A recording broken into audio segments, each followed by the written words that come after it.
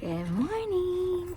Today we are gonna read Not Your Typical Dragon by Dan Barrell, illustrated by Tim Bowers. Check it out. There they are. See, there's the knight, and he's kind of confused by the tracks of the dragon. There he is. He looks like a happy little guy, huh? There he is again. Here we go. Crispin Blaze was born into a proud family of fire-breathing dragons. Every blaze breathes fire, explained his father. I breathe fire. Your mother breathes fire. Tomorrow, when you turn 7, you'll breathe fire too. See, he's going through the family book. See, now they breathe fire and they breathe fire. It's a tradition. The little dragon imagined all the forests he would burn down. He dreamed of all the castles he would destroy. He also considered boiling water to make tea. But he didn't tell his father that. The next day, Crispin sat among family and friends as a big cake was brought to the table. I wonder if the cake boss made it. Who will light the birthday candles? His mother asked. I will, declared Crispin. He could feel a tingling inside his tummy, but when he opened his mouth, fire did not come out. See?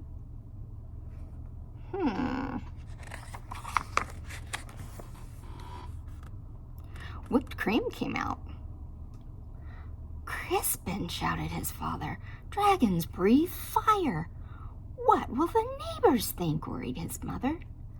I love whipped cream, said his little sister Ashley. The little dragon was whisked off to the doctor the very next day. See, he's pulling him along. Come on, you're going to the doctor. He's like, I don't want to go. Please fix my son, demanded Crispin's father. What seems to be the problem? Asked the doctor. Crispin opened his mouth and breathed, but fire did not come out. See? Band-Aids came out. I see, said the doctor gravely. Dragons should breathe fire, insisted Crispin's father. We are low on Band-Aids, mumbled the nurse. The doctor sent Crispin home with medicine. He swallowed 2 teaspoons before going to school.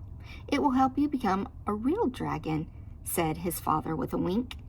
After school, Crispin joined his first fire-breathing practice.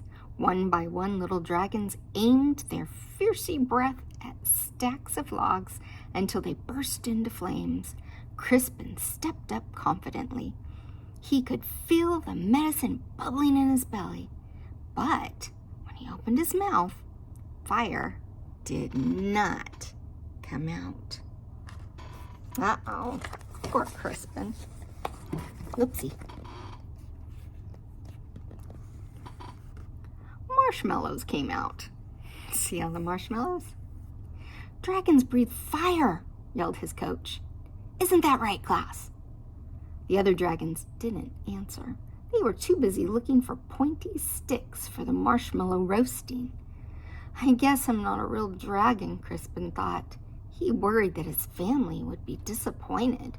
So he ran away from home. See, he packed a little bag. And he's like, I guess I gotta go. Let's see, did I get it? There you go. The world can be a scary place for a little dragon who can't breathe fire.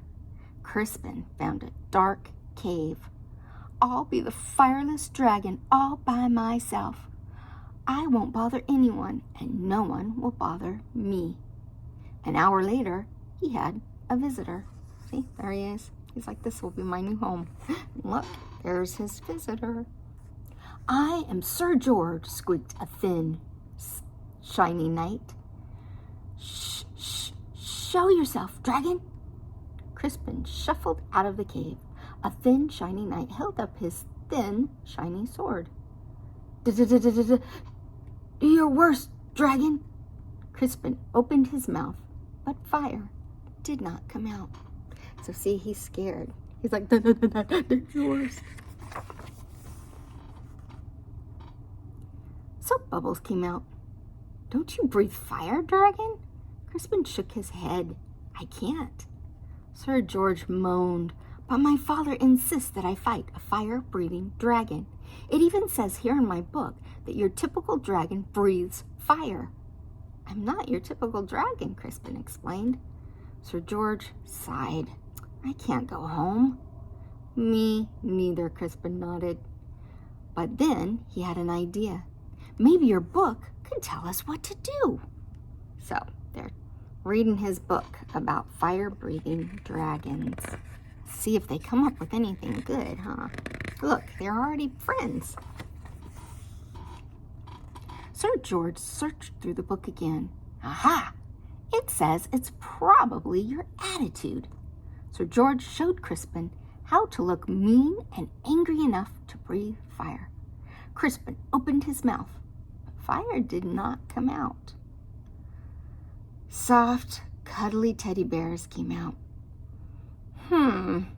Said Sir George. We may have taken a step backward. It's no use, Crispin sighed. I'm just not your typical dragon. See all the teddy bears? I like the things he breathes out.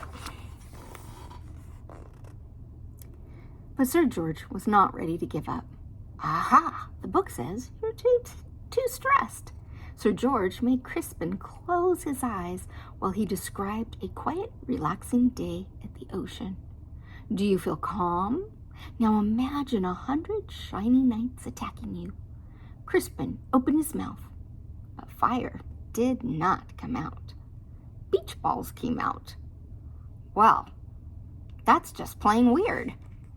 See, he's all calm, thinking, yes.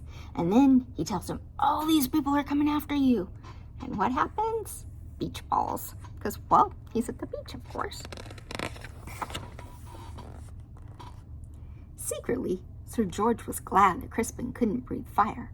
He liked the little dragon and didn't want to fight him. Crispin liked the shiny knight too, but he missed his parents. Sir George, it's getting dark. I want to go home. The shiny knight patted him on the back. Don't worry, little dragon. I will take you. Crispin's parents were relieved when he arrived home safely. Sir George was about to say goodbye when they heard a shout. There you are, boy. Why on earth are you playing with a fire-breathing dragon? He's my friend, Father, whispered Sir George. And besides, he doesn't breathe fire.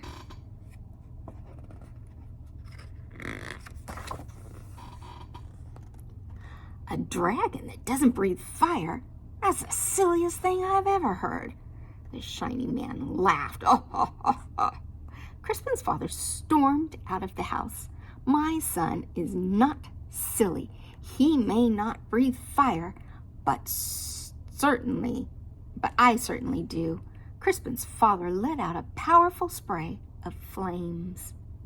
See that? Because Crispin was sad. Do your worst, dragon, declared the shiny man. But then the flames scorched the lawn. That's enough, honey, said Crispin's mother. The flames singed the fence.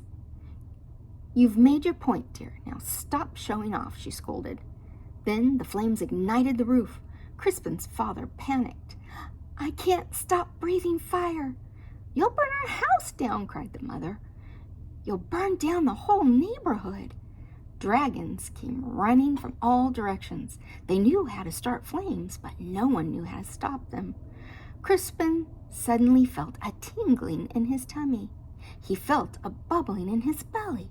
When he opened his mouth, fire did not come out. What do you think came out? A gush of water shot out.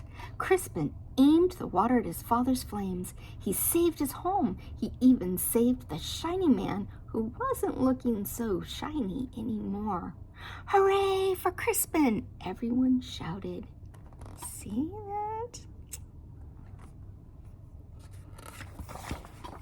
We all have gifts, don't we? We just need to use them. On Crispin's next birthday, there was a big party. Family and friends came from all over the land. Sir George and his family came too. Lots of dragons were dancing. Crispin stood with his mouth open wide. Fire still did not come out. Music came out instead. Your son, said old uncle to Crispin's father. He's not your typical dragon, is he? No, replied Crispin's father proudly. My son is something special.